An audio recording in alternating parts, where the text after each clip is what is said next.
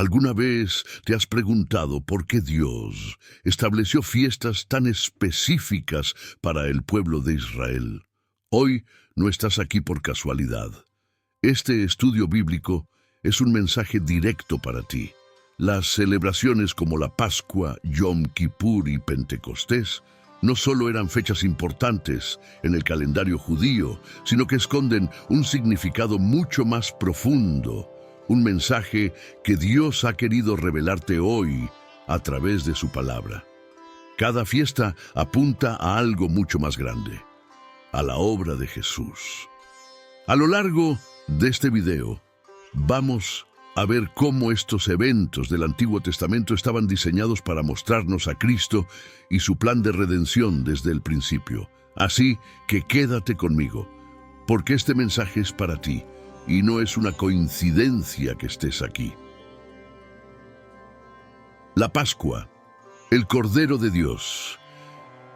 La Pascua es una de las fiestas más conocidas en el calendario judío, pero ¿sabías que cada detalle de esta celebración está diseñado para señalar a Jesús? En el libro de Éxodo, cuando Dios ordena a los israelitas que celebren la primera Pascua, les dice que deben sacrificar un cordero sin defecto y untar su sangre en los marcos de sus puertas para que el ángel de la muerte pase de largo.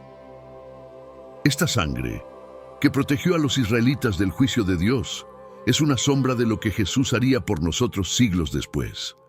Imagínate la escena. El pueblo de Israel, esclavizado en Egipto durante 400 años, esperando el momento de su liberación. Y justo en esa última noche, Dios les pide que se reúnan en familia, que sacrifiquen un cordero y que coman su carne con hierbas amargas, simbolizando el dolor y la esclavitud que habían vivido. La Pascua no solo era un recordatorio de la liberación de Egipto, sino también una promesa de una libertad mucho más grande, que sería cumplida siglos después en la cruz del Calvario. Jesús se presenta como el Cordero de Dios, que quita el pecado del mundo, Juan 1:29, y el apóstol Pablo llega a decir que Cristo, nuestra Pascua, ha sido sacrificado por nosotros. Primera a los Corintios 5:7. Así que cada vez que los israelitas celebraban la Pascua, estaban, sin saberlo, apuntando al sacrificio perfecto de Cristo en la cruz. Pero hay más. Piensa en la última cena, cuando Jesús comparte el pan y el vino con sus discípulos. Esto ocurre durante la celebración de la Pascua. ¿Coincidencia? Jesús está mostrándoles que Él es el verdadero Cordero Pascual, el que, al derramar su sangre, nos libera del pecado y de la muerte eterna. Al igual que la sangre del Cordero en las puertas protegió a las familias israelitas del juicio de Dios, la sangre de Cristo nos cubre y nos da una nueva identidad como hijos de Dios. Un detalle que no podemos pasar por alto es que en el Éxodo el Cordero debía ser perfecto, sin mancha ni defecto. Este requisito también se cumple en Jesús, quien fue sin pecado y entregado como sacrificio perfecto. Ningún sacrificio anterior podía eliminar el pecado de forma permanente. Pero cuando Jesús muere en la cruz, declara: consumado es. Juan 19:30, indicando que todo el plan de salvación anunciado desde la primera Pascua se ha completado.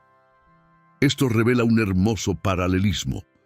Así como el Cordero Pascual protegía de la muerte física, Cristo nos protege de la muerte espiritual. Además, la Pascua se celebraba el 14 del mes de Nisán y, según la tradición, el cordero debía ser examinado durante 4 días antes de ser sacrificado. ¿Qué pasó con Jesús? Fue examinado y cuestionado por los líderes religiosos y romanos durante 4 días antes de ser condenado a muerte. Todo está conectado. Nada es casualidad. Así como el Cordero Pascual debía ser sacrificado a la misma hora en que Jesús fue crucificado, La exactitud de estos eventos apunta a un diseño divino. Hay algo más que me gustaría que reflexionáramos juntos: la instrucción de comer el cordero con pan sin levadura. La levadura, en la Biblia, simboliza el pecado y la corrupción. Al pedirles que coman pan sin levadura, Dios les está diciendo: prepárense para dejar atrás la esclavitud y el pecado, porque la liberación viene de mi mano. Jesús también se llama a sí mismo el pan de vida. Juan 6:35, mostrándonos que solo Él, el pan sin mancha, puede satisfacer nuestra hambre espiritual y liberarnos del poder del pecado. Así que, cuando recordamos la Pascua, no solo estamos pensando en la salida de Egipto, sino en la liberación definitiva que Cristo nos trajo al morir por nosotros. Él es el verdadero Cordero de Dios, y su sacrificio cambió la historia para siempre. La próxima vez que escuches hablar de la Pascua, recuerda que esta fiesta no solo apunta hacia atrás, sino que también nos dirige hacia Jesús, nuestro Salvador y Redentor. Por eso, cada Pascua es una oportunidad para recordar que la salvación no es un evento casual, sino un plan trazado desde el principio de los tiempos. La Pascua no solo fue una victoria sobre Faraón y Egipto, es la victoria de Cristo sobre el pecado y la muerte. Qué maravilloso es ver cómo Dios orquesta cada detalle para revelarnos su amor y su poder redentor. Pentecostés, la fiesta de las primicias. Pentecostés es una de esas fiestas que a veces pasa desapercibida, pero su significado es tan profundo que no podemos ignorarlo. Para los judíos, Pentecostés era conocida como la fiesta de las semanas y tenía lugar 50 días después de la Pascua. Su propósito era agradecer a Dios por las primeras cosechas de trigo y simbolizaba el inicio de la abundancia que Dios proveía a su pueblo. Pero hay algo fascinante que a menudo se nos escapa. Esta fiesta también apunta directamente a un momento crucial en el Nuevo Testamento. Vamos a retroceder un poco. Imagina al pueblo de Israel reuniéndose en el monte Sinaí 50 días después de haber salido de Egipto. Aquí, Dios les da la ley a través de Moisés, estableciendo un pacto con su pueblo. Y aquí es donde entra la conexión con el Nuevo Testamento. En el día de Pentecostés, 50 días después de la resurrección de Jesús, Dios hace algo similar, pero aún más grandioso.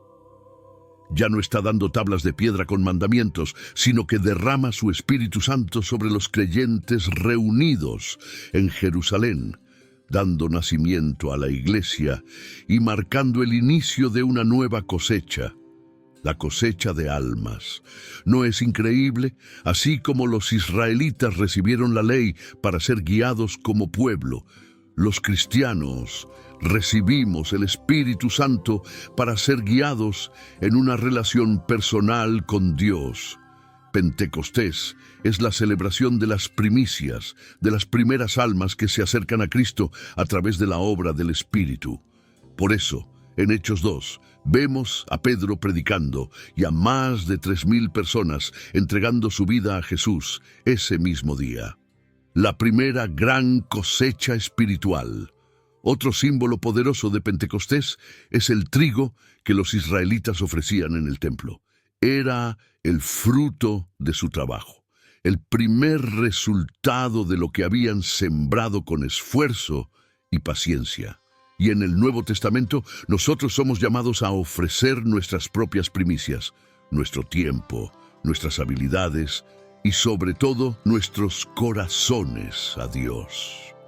Pero lo más maravilloso es que en esa cosecha de almas, nosotros también somos el trigo. Somos el fruto del sacrificio de Cristo que se entrega como el grano de trigo que muere para dar mucho fruto. Juan 12:24. El Espíritu Santo se convierte en el gran protagonista de esta fiesta. Él es el regalo prometido por Jesús que nos transforma. nos guía y nos equipa para llevar el mensaje del Evangelio a todas las naciones. ¿Recuerdas cómo en el Sinaí Dios descendió en fuego? En Pentecostés, el fuego desciende otra vez, pero esta vez sobre cada uno de los discípulos, simbolizando que Dios ya no habita en un lugar específico, sino en cada corazón que lo recibe. Así que, cuando celebramos Pentecostés, no estamos solo recordando un evento histórico, sino que estamos reviviendo el momento en que Dios nos capacita y nos envía a ser parte de su cosecha. El mensaje de Pentecostés es simple. Dios no solo quiere que seas parte de su pueblo, quiere que seas parte de su misión. Quiere usar tu vida con todo lo que eres para atraer a otros hacia Él. ¿Te das cuenta del privilegio que eso significa? Cada vez que pensamos en esta fiesta, recordemos que así como los agricultores ofrecen lo mejor de sus cosechas, nosotros también somos llamados a dar lo mejor de nosotros mismos. No importa cuán pequeña sea tu ofrenda, en las manos de Dios cada grano cuenta.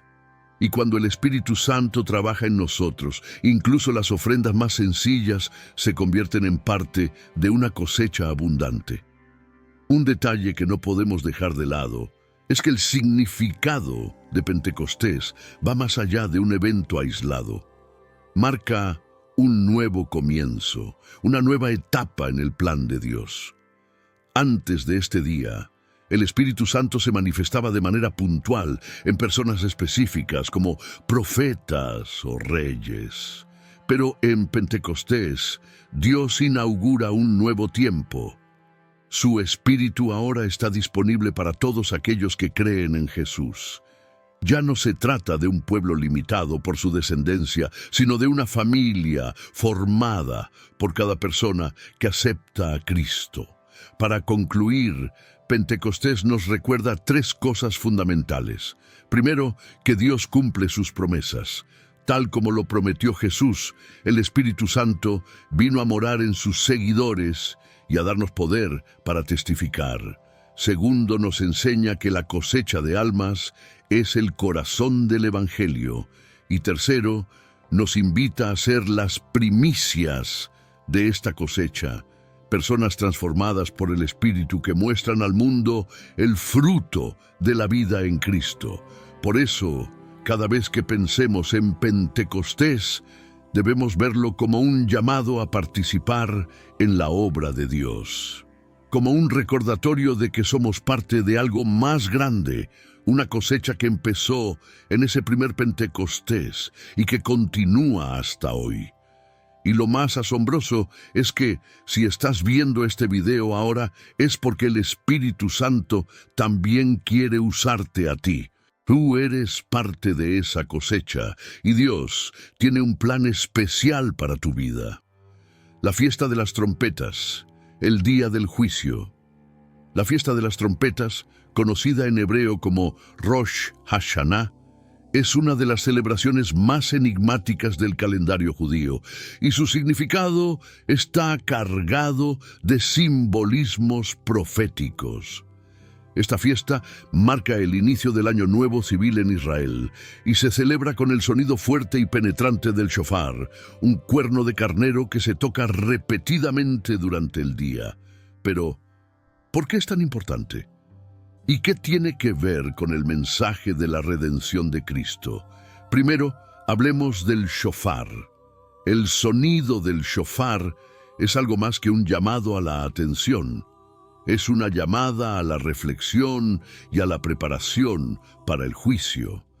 Según la tradición judía, el shofar suena para recordar a Israel que el juicio de Dios está cerca y que deben volverse a Él en arrepentimiento. Pero en el contexto cristiano, el sonido del shofar también tiene otro significado. Señala el regreso de Jesús. En 1 Tesalonicenses 4:16, el apóstol Pablo dice: porque el Señor mismo descenderá del cielo con voz de mando, con voz de arcángel y con trompeta de Dios. El sonido de la trompeta marcará el día en que Cristo regrese a recoger a su iglesia. Pero, ¿Por qué se le llama la fiesta del juicio? Según la tradición judía, Rosh Hashanah marca el comienzo de un periodo de 10 días de reflexión y arrepentimiento, conocidos como los 10 días de asombro, que culminan en Yom Kippur, el día de la expiación.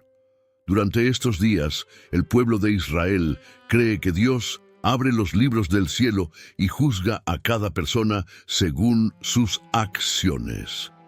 Aunque este concepto es principalmente judío, tiene un eco profundo en el mensaje cristiano de la segunda venida de Cristo, cuando Él vendrá para juzgar a vivos y muertos. 2 Timoteo 4:1. El shofar es el sonido del llamado final, el momento en que se acabará la oportunidad de arrepentimiento y comenzará el juicio. Por eso, cuando suena la trompeta, hay un sentido de urgencia, un recordatorio de que el tiempo es limitado. Y aquí es donde encontramos la conexión con el mensaje de Jesús. Él también habló del día final como un día de juicio y separación, cuando las ovejas serán separadas de los cabritos. Mateo 25, 31, 33.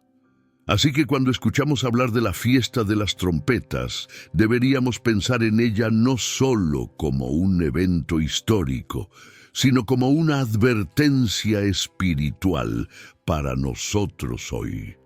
Otro aspecto fascinante de esta fiesta es su conexión con la idea de la venida del Rey. En el antiguo Israel, las trompetas eran tocadas para anunciar la coronación de un nuevo rey o para señalar la llegada del monarca a la ciudad. Así que, cuando pensamos en el sonido del shofar en el contexto del regreso de Cristo, estamos ante una poderosa imagen de Jesús volviendo como Rey de Reyes y Señor de Señores, estableciendo su reino de justicia y paz. ¿No te parece impresionante cómo cada fiesta en el Antiguo Testamento tiene múltiples capas de significado? Dios no dejó nada al azar. La fiesta de las trompetas es una llamada de atención, un toque que nos dice, prepárate, el Rey viene pronto. Pero también es un llamado a recordar que mientras estamos aquí, debemos vivir con la expectativa de su regreso. En el judaísmo se dice que el sonido del shofar despierta a las almas. Y en el cristianismo, ¿qué hace el Evangelio sino despertar las almas que están dormidas en el pecado? Entonces, ¿qué podemos aprender de esta fiesta como cristianos? Primero, que la vida no es un ensayo. El shofar nos recuerda que el tiempo de la gracia tiene un final. El regreso de Cristo será glorioso para los que le esperan, pero también será un día de juicio para los que lo han rechazado. Segundo, nos enseña que debemos estar listos en todo momento, porque el Hijo del Hombre vendrá a la hora que no pensáis. Mateo 24:44. Por eso, al pensar en la fiesta de las trompetas, deberíamos hacer una pausa y preguntarnos, ¿estoy preparado? Si Cristo regresara hoy, ¿podría decir que he vivido mi vida en fidelidad y obediencia a Él? El shofar es un sonido que sacude el alma, que llama a despertar de la apatía espiritual. No podemos darnos el lujo de estar dormidos espiritualmente cuando el Rey está a las puertas. Así que, cuando escuches hablar de Rosh Hashanah, recuerda que es un recordatorio profético de que Jesús volverá. Y cuando Él regrese, no vendrá como el Cordero de Dios que quita el pecado del mundo. Vendrá como el león de la tribu de Judá, el Rey victorioso que reinará por la eternidad. Su venida será con poder, con autoridad y con el toque final de la trompeta celestial. No sabemos cuándo será ese día, pero sabemos que ocurrirá. Y cada año, cuando los judíos celebran la fiesta de las trompetas, tenemos la oportunidad de reflexionar y prepararnos. No es solo una tradición, es un llamado urgente. El Rey está a las puertas. ¿Estás listo para recibirlo? Yom Kippur, el gran día de la expiación. Yom Kippur también conocido como el Día de la Expiación. Es la celebración más solemne y sagrada del calendario judío. Este día está cargado de simbolismo y significado espiritual y nos ofrece una imagen clara del plan de redención de Dios. En el Antiguo Testamento, Yom Kippur era el día en que el sumo sacerdote entraba en el lugar santísimo para hacer expiación por los pecados del pueblo de Israel. Pero más allá de los rituales y ceremonias, cada detalle de esta fiesta apunta directamente a la obra de Jesús como nuestro sumo sacerdote y sacrificio perfecto. Imagina el templo de Jerusalén en el día de Yom Kippur. El sumo sacerdote se prepara con gran reverencia.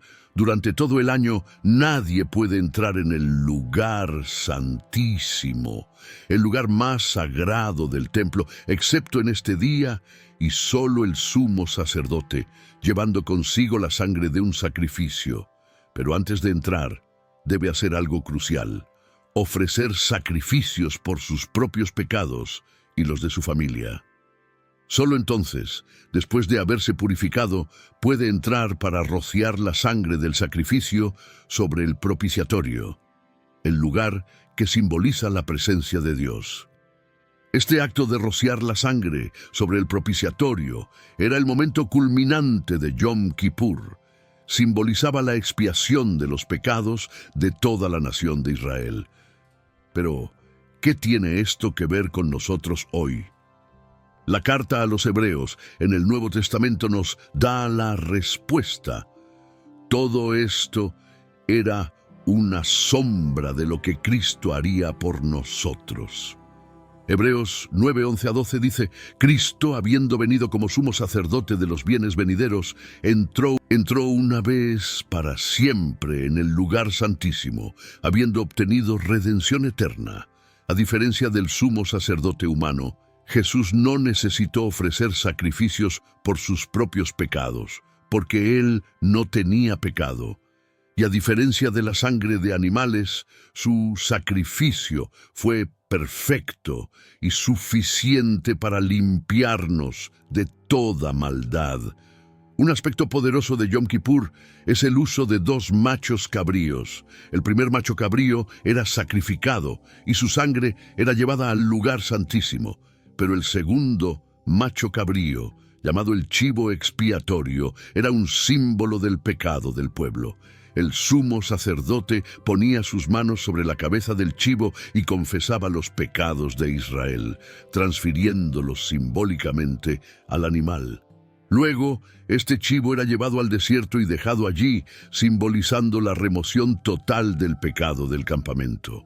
¿No es esto exactamente lo que hizo Jesús por nosotros? Él no solo murió por nuestros pecados, sino que cargó con ellos, llevándolos fuera del campamento, para que nunca más fuéramos condenados. Como dice el Salmo 103, 12, como está lejos el oriente del occidente, así hizo alejar de nosotros nuestras transgresiones. Jesús es nuestro verdadero chivo expiatorio, el que quita nuestros pecados y nos hace aceptos delante de Dios. Pero hay algo más que debemos entender sobre Yom Kippur. En este día, el sumo sacerdote entraba al lugar santísimo solo. Todo el pueblo esperaba fuera, en silencio, sin saber si el sacrificio sería aceptado. Si algo salía mal, si el sacerdote no se purificaba correctamente, podría morir en la presencia de Dios. ¡Qué contraste con lo que Jesús hizo por nosotros! Él entró en la presencia de Dios, no con temor, sino con autoridad, presentando su propia sangre como el sacrificio perfecto, y cuando salió lo hizo victorioso, resucitado y ofreciendo vida eterna a todos los que creen en Él. Así que cuando pensamos en Yom Kippur, debemos recordar que ya no necesitamos un sumo sacerdote humano para interceder por nosotros. Jesús ha hecho el camino libre. Él es nuestro sumo sacerdote, que no solo entra en la presencia de Dios, sino que nos invita a nosotros a acercarnos con confianza. Hebreos 4:16 nos dice: acerquémonos, pues, confiadamente al trono de la gracia para alcanzar misericordia y hallar gracia para el oportuno socorro. ¡Qué maravilloso! El acceso que solo el sumo sacerdote tenía una vez al año, ahora lo tenemos nosotros, todos los días, gracias a la obra de Cristo. En Yom Kippur, el pueblo de Israel debía afligirse, ayunar y confesar sus pecados. Era un día de humildad y reflexión profunda. Para ellos, este era el único día en el que podían estar seguros de que sus pecados eran completamente borrados. Sin embargo, nosotros como creyentes tenemos un acceso constante a la gracia de Dios. Ya no dependemos de un día especial ni de un ritual humano. No obstante, Yom Kippur nos recuerda que no debemos tomar a la ligera el costo de nuestra redención. Aunque el perdón es gratuito para nosotros, fue pagado con un precio inmenso: la vida de Jesús. Para nosotros, Yom Kippur es un recordatorio de que el juicio y la misericordia se encuentran en la cruz. En la cruz, Jesús asumió el juicio que nosotros merecíamos para que pudiéramos recibir la misericordia de Dios. Este día apunta al sacrificio final y perfecto de Cristo, que no solo cubre nuestros pecados, sino que los quita por completo. La próxima vez que escuches sobre Yom Kippur, recuerda que ya no hay más sacrificios que hacer. Jesús ya lo hizo todo. Su sangre fue suficiente para borrar todos nuestros pecados, pasados, presentes y futuros. Así que, mientras los judíos de todo el mundo ayunan y se afligen en Yom Kippur, nosotros podemos regocijarnos, no porque somos mejores, sino porque entendemos que el sacrificio que ellos conmemoran fue cumplido plenamente en Cristo. Yom Kippur nos invita a recordar con gratitud lo que Jesús hizo por nosotros, a vivir en la libertad que su sacrificio nos otorga y a acercarnos con humildad al trono de la gracia. Y hay algo más. Yom Kippur no solo miraba al pasado, también es un anticipo del juicio final. La Biblia nos dice que todos compareceremos ante el tribunal de Cristo, 2 Corintios 5:10. Así como el sumo sacerdote intercedía por el pueblo en el lugar santísimo, Jesús intercede por nosotros hoy ante el Padre. Pero cuando Él regrese, no será como sumo sacerdote, sino como juez. Por eso, Yom Kippur es un llamado a vivir en santidad, sabiendo que el mismo Jesús, que ofreció su vida por nosotros, un día juzgará al mundo con justicia. La fiesta de los tabernáculos, Dios con nosotros. La fiesta de los tabernáculos, también conocida como Sukkot, es una celebración llena de alegría y gratitud que cierra el ciclo de fiestas del calendario judío. Esta fiesta se celebra 5 días después de Yom Kippur y es una de las festividades más alegres de todo el año. Durante 7 días, el pueblo de Israel vive en cabañas o tabernáculos temporales, recordando cómo Dios los protegió y proveyó durante su travesía en el desierto después de salir de Egipto. Pero el significado de esta celebración va más allá de simplemente recordar la peregrinación en el desierto. En realidad, apunta a una promesa divina que encuentra su cumplimiento en Jesús. Imagina las calles de Jerusalén llenas de cabañas, decoradas con ramas y hojas, y las familias viviendo en ellas durante toda una semana. Cada año, la construcción de estos tabernáculos no solo recordaba la dependencia de Israel de la provisión de Dios, sino también la realidad de que Dios habitaba con ellos en medio de sus peregrinaciones. En Levítico 23, 42 a 43, Dios ordena Habitaréis en tabernáculos durante 7 días.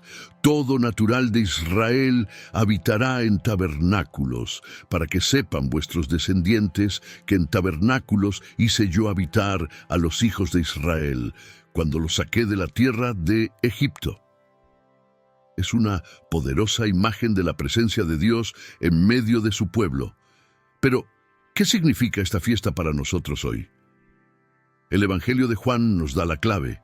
En Juan 1:14 dice: «Y el Verbo se hizo carne, y habitó entre nosotros, y vimos su gloria». La palabra habitó en griego es skino, que literalmente significa poner su tienda o tabernaculizar. Juan está haciendo una conexión directa con la fiesta de los tabernáculos, mostrando que Jesús es el cumplimiento de esta fiesta. Él no solo estuvo con su pueblo temporalmente como en el desierto, sino que se hizo carne y vivió entre nosotros, trayendo la presencia de Dios de una manera mucho más profunda y cercana. La fiesta de los tabernáculos también apunta a un futuro glorioso. En el libro de Zacarías se menciona que todas las naciones un día vendrán a Jerusalén para celebrar la fiesta de los tabernáculos. Zacarías 14:16. Esto es un anticipo profético del reinado de Cristo cuando Él regrese. Será un tiempo en el que la presencia de Dios no estará limitada a un tabernáculo, ni siquiera a la carne de Cristo en su primera venida, sino que Dios mismo habitará con su pueblo para siempre. Apocalipsis 21:3 lo dice claramente: «He aquí el tabernáculo de Dios con los hombres, y Él morará con ellos, y ellos serán su pueblo, y Dios mismo estará con ellos como su Dios». ¿Te das cuenta de la belleza de esta imagen? La fiesta de los tabernáculos no es solo una conmemoración del pasado, sino una promesa de un futuro en el que Dios y el hombre habitarán juntos en perfecta armonía, sin pecado ni separación. Todo lo que el pueblo de Israel vivió en el desierto, la provisión del maná, el agua de la roca y la guía de la nube y el fuego, eran símbolos temporales que apuntaban a la realidad de Cristo, quien es el verdadero maná. Juan 6:35. El agua viva, Juan 4:14. Y la luz del mundo, Juan 8:12. Otro detalle importante de esta fiesta es la ceremonia de la libación del agua que se realizaba cada día durante Sukkot. El sacerdote sacaba agua de la fuente de Siloé y la derramaba sobre el altar del templo, mientras el pueblo cantaba y alababa a Dios. Este ritual simbolizaba la oración por lluvias para el año siguiente, pero también apuntaba a una bendición espiritual más grande. En Juan 7:37-38, durante la fiesta de los tabernáculos, Jesús se levanta y declara: «Si alguno tiene sed, venga a mí y beba. El que cree en mí, como dice la Escritura, de su interior correrán ríos de agua viva». Con esta declaración, Jesús está mostrando que Él es la fuente de esa agua viva que satisface el alma sedienta. Pero no solo eso. La fiesta de los tabernáculos también incluía la ceremonia de la luz, donde se encendían grandes candelabros en el patio del templo, iluminando toda Jerusalén. Este era un recordatorio de cómo Dios había guiado a su pueblo con una columna de fuego durante su travesía por el desierto. Es en este contexto que Jesús declara: «Yo soy la luz del mundo», Juan 8:12, revelando que Él es la luz que guía a su pueblo a la verdad y a la vida eterna. Para nosotros la fiesta de los tabernáculos es un recordatorio de que Dios no solo nos guía en nuestra vida terrenal, sino que Él desea habitar con nosotros para siempre. Es una invitación a vivir en su presencia, sabiendo que somos peregrinos en este mundo, esperando el día en que habitaremos con Él en la eternidad. Así como Israel vivió en tabernáculos temporales en el desierto, nosotros también habitamos en tiendas temporales, nuestros cuerpos físicos, sabiendo que un día tendremos una morada eterna en los cielos. 2 Corintios 5:1. En conclusión, la fiesta de los tabernáculos celebra la fidelidad de Dios en el pasado, su presencia en el presente a través de Jesús y la promesa de un futuro glorioso donde Dios estará con nosotros para siempre. Cuando celebramos esta fiesta, no solo miramos atrás a las provisiones de Dios, sino que miramos adelante, hacia el cumplimiento final de todas sus promesas en Cristo. Él es Emmanuel, Dios con nosotros, el tabernáculo viviente en quien encontramos nuestro descanso y nuestra esperanza eterna. Hemos recorrido un viaje fascinante a través de las fiestas judías del Antiguo Testamento, descubriendo cómo cada una de ellas señala a Jesús y su obra redentora. Desde la Pascua, que nos muestra a Cristo como el Cordero de Dios, hasta la fiesta de los tabernáculos, donde Dios promete habitar con nosotros para siempre. Vemos que estas celebraciones no son solo tradiciones antiguas.